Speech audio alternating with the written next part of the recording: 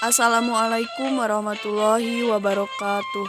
Perkenalkan, nama saya Dini Mulyani dari kelas PAIA 2 dengan NIM 210308022111035. Kisah ke-47, orang yang membanggakan nenek moyangnya yang kafir. Ini adalah kisah dua orang laki-laki. Salah seorang dari keduanya menyombongkan diri dengan leluhurnya yang kafir. Dia menisbatkan diri kepada 9 leluhur dan semuanya kafir. Orang kedua membanggakan nenek moyangnya yang muslim dan menisbatkan dirinya kepada Islam. Maka Allah membinasakan amal orang pertama. Dia dikumpulkan bersama leluhurnya di neraka, dan Allah menyelamatkan orang kedua dengan mengumpulkannya bersama leluhurnya di surga. Ahmad meriwayatkan dalam nasabnya dari Ubay bin Ka'ab berkata, ada dua orang yang menyebutkan nasabnya pada zaman Rasulullah. Salah seorang berkata, aku adalah Fulan bin Fulan. Lalu kamu siapa? Tidak ada ibu bagimu. Rasulullah pun bersabda, ada dua orang yang menyebut nasab mereka pada zaman Musa. Salah seorang dari mereka berkata, aku adalah Fulan bin Fulan, sampai dia menyebut 9 orang leluhurnya. Lalu kamu siapa? Tidak ada ibu bagimu. Yang lain menjawab, aku adalah Fulan bin Fulan bin Islam. Nabi bersabda, lalu Allah mewahyukan kepada Musa tentang dua orang yang membanggakan nasab mereka berdua. Kamu, wahai orang yang menisbatkan dirimu kepada 9 leluhur, semuanya di neraka, dan kamu orang yang ke-10, adapun kamu, wahai orang yang menisbatkan dirimu kepada dua orang di surga, maka kamu adalah orang yang ketiga yang di surga. Hadis ini diriwayatkan oleh Ahmad dalam musnadnya, Al-Albani dalam silsilah Al-Hadis Shahihah menisbatkannya kepada Ahmad dalam musnadnya, Ad-Diya dalam Al-Mukhtarah, dan Baihaqi dalam Syu'abul Iman. Albani berkata, ini sanadnya sahih. Rawi-rawi adalah rawi-rawi Syaikhain, kecuali Yazid bin Abu Ziyad bin Abul Ja'an, dia thiqah. Tuhan kita memberitahukan tentang hakikat besar yang memiliki pengaruh mendalam pada masyarakat seluruhnya. Dia memberitahu kita bahwa kita semua kembali kepada satu asal usul, Bapa yang satu. Asal usul kita yang dirinya kita diciptakan adalah tanah, dan Bapa kita semua adalah Adam. Kalian semua dari Adam, dan Adam dari tanah. Oleh karena itu, tidak ada keistimewaan bagi ras tertentu dengan melihat asal usul dari mana ia diciptakan. Apa yang diklaim bahwa ras ini dari keturunan Tuhan, atau bangsa atau suku ini memiliki darah biru, semua itu adalah kebohongan dan kedustaan. Kebatilannya tidak kurang dari klaim yang menyatakan bahwa asal-usulnya adalah emas atau perak, sementara manusia yang lain berasal dari tanah atau besi atau tembaga atau kuningan. Hakikat ini yaitu bahwa manusia berasal dari yang satu. Jika orang-orang bisa meyakininya, maka hal ini menjadikan mereka bersikap tawadu di antara sesama. Sebagian tidak sewenang-wenang kepada yang lain meski jenis, warna, dan negara mereka berbeda-beda. Perbedaan di antara manusia dalam bentuk warna dan perbedaan mereka menjadi berbangsa-bangsa dan bersuku-suku, bukan kembali kepada keunggulan sebagian di atas bagian yang lain, akan tetapi merupakan salah satu tanda kekuasaan Allah agar manusia saling mengenal dengan identitas masing-masing. Seandainya seluruh manusia berpara satu dan bernama satu, niscaya mereka tidak bisa saling mengenal dan membedakan. Allah yang Maha Benar telah menetapkan hakikat besar ini pada firman-Nya, hai manusia, sesungguhnya kami menciptakan kamu dari seorang laki-laki dan seorang perempuan dan menjadikan kamu berbangsa-bangsa dan bersuku-suku, supaya kamu saling kenal mengenal. Quran Surat Al-Hujurat ayat 13.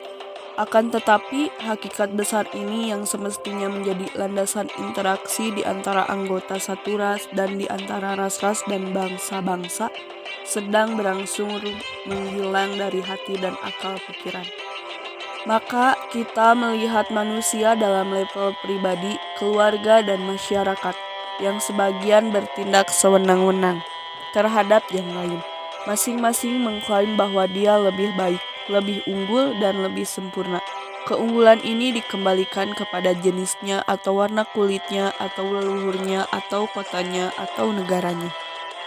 Kamu melihatnya berpijak kepada hal ini dengan memuji orang yang menisbatkan diri kepada mereka, membanggakan mereka dan mencela yang lain. Dan terkadang terjadi perang yang ganas hingga memakan segalanya. Hanya demi membela fanatisme jahiliyah yang dilandaskan kepada asal-usul yang busuk dan kotor. Seseorang tidak lebih baik dari lainnya dalam timbangan Islam dengan ketinggiannya, kegagahannya, ketampanannya, warnanya, kabilanya, dan tempat tinggalnya. Keunggulan dalam Islam kembali kepada ketakwaan dan kebaikan. Sesungguhnya orang yang paling mulia di antara kamu di sisi Allah adalah orang yang paling bertakwa di antara kamu. Quran Surat Al-Hujurat ayat 13. Manusia mulia dengan kemuliaannya leluhurnya yang bertakwa jika dia mencintai mereka, berjalan di atas jalan mereka, dan melakukan apa yang mereka lakukan. Sebagaimana diucapkan oleh orang yang mulia. Anak orang yang mulia, anak orang yang mulia, anak orang yang mulia. Yusuf bin Yakub bin Ishak bin Ibrahim. Dan aku mengikuti agama bapa-bapakku Ibrahim, Ishak, dan Yakub. Quran Surat Yusuf ayat 38. Adapun membanggakan leluhur yang kafir, pemimpin yang fazir, dan kepemimpinan yang menebar kerusakan di bumi. Semua itu merupakan kebatilan. Juga potret penyimpangan seseorang dalam pemikirannya, asumsinya, dan perbuatannya. Ubay bin Ka'ab memberitahukan kepada kita tentang salah satu bentuk kebatilan ini yang terjadi pada masa Rasulullah.